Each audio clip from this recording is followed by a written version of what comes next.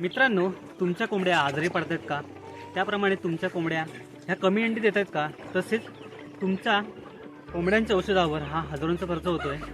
तर हा व्हिडिओ नक्की शेवटपर्यंत बघा, कारण या व्हिडिओमध्ये तुम्हाला मी सांगणार आहे घरगुती उपाय करून तुम्ही कोंबड्यांची इम्युनिटी पॉवर प्लस अंडी देण्याची क्षमता ही कशाप्रकारे वाढवू शकता. तर हा व्हिडिओ नक्की शेवटपर्यंत बघा. या व्हिडिओमध्ये मी तुम्हाला जवळजवळ 4 ते 5 उपाय सांगणार आहे, तसेच 4 ते 5 घटक सांगणार आहे ज्यामुळे तुमच्या कोंबड्या ह्या कमी आजारी पडू शकतात. तर सुरुवात करूया व्हिडिओला. नमस्कार, मी ऋषिकेश. तर या कोकण बेस्ट ॲग्रो फार्ममध्ये मी तुमचं स्वागत करतो. तर मित्रांनो, आपण या चॅनलवरती आपण कोंबडी पालनाविषयी सगळी माहिती पुरवतो आणि ही माहिती 100% जेन्युइन आहे, कारण मी या व्यवसायामध्ये गेली 2 वर्ष आहे आणि त्यामध्ये आलो मी अनुभव या व्हिडिओमध्ये सांगत असतो. तर मित्रांनो, सुरुवात करूया. पहिला घटक आहे तो म्हणजे लसूण पाणी. तर तुम्हाला मित्रांनो काय करायचं आहे, 5 ते 6 लसूण घ्यायचे आहेत आणि या कुटून व्यवस्थित 1 लिटर पाण्यामध्ये त्यांचा काढा करून कोंबड्यांना आठवड्यातून 2दा तुम्हाला द्यायचं आहे. तर याच्यामुळे काय होतं माहिती आहे, कोंबड्यांना होणारी सर्दी प्लस CRD रोग हा होण्याची शक्यता कमी होते, प्लस कोंबड्यांची इम्युनिटी पॉवर ही वाढत असते. मित्रांनो, दुसरा उपाय म्हणजे हळद आणि गूळ पाणी. तर मित्रांनो, जर तुम्ही आपल्या हळदीच्या पाण्यामध्ये जर गूळ पाणी मिक्स करून दिलं तर कोंबड्यांना होणारं इन्फेक्शन हे कमी होतं. तसेच जर तुम्ही हे गूळ पाणी थंडीच्या दिवसामध्ये म्हणजे हिवाळ्यामध्ये जर कोंबड्यांना दिलं तर कोंबड्यांच्या अंगामध्ये चांगली अशी हीट तयार होते आणि कोंबड्यांना त्याचा चांगला फायदा होतो. तसेच मित्रांनो, तिसरा घटक म्हणजे कडुनिंब. तर कडुनिंबाचा हा कोंबडी पालनामध्ये मोठासा वापर होतो.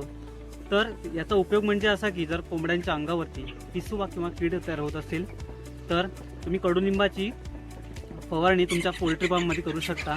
तर यामुळे तुम्हाला नक्कीच असा चांगला उपयोग होणार आहे. तसेच मित्रांनो, कडुलिंबाच्या पाल्याचा रस हा तुम्ही कोंबड्यांना त्यांच्या पाण्यामार्फत दिला तर कोंबड्यांना होणारे जंतू म्हणजे पोटामध्ये तयार होणारे जंतू हे कमी होऊ शकतात. तर मित्रांनो, चौथा घटक आहे तो म्हणजे हादगा आणि शेवग्याचा पाला. तर याचा कोंबडी पालनामध्ये सुद्धा मोठा उपयोग होतो. तर याच्यामध्ये मोठ्या प्रमाणामध्ये कॅल्शियम तसेच प्रोटीन असतं, त्यामुळे तुमच्या कोंबड्यांना अंडी उत्पादनासाठी चांगली मदत होते. तर मित्रांनो, पाचवा घटक म्हणजे भिजवलेला मका आणि गहू.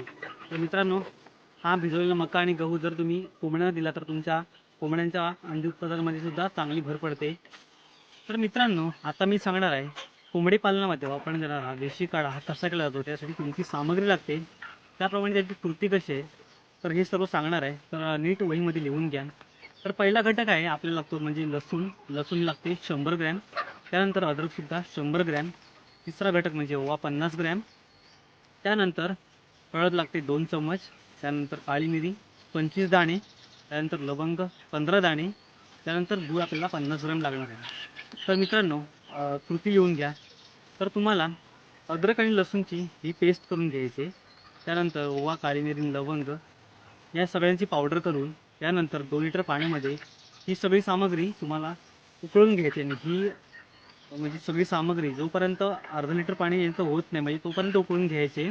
तर मित्रांनो, त्यानंतर तुम्हाला यामध्ये हळद आणि गूळ हे मिक्स करून घ्यायचे.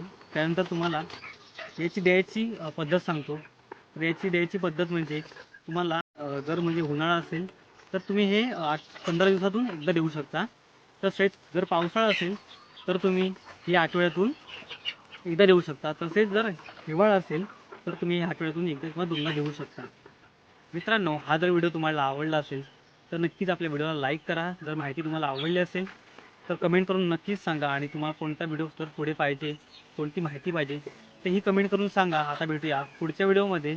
आणि जर चॅनलला सबस्क्राईब नसेल केलं तर नक्कीच सबस्क्राईब करा, कारण आपण कोंबडी पालनातील असे सुंदर व्हिडिओ आणत असतो. त्यामुळे नक्कीच सबस्क्राईब करून ठेवा. चला आता भेटूया पुढच्या व्हिडिओमध्ये. आतासाठी बाय बाय.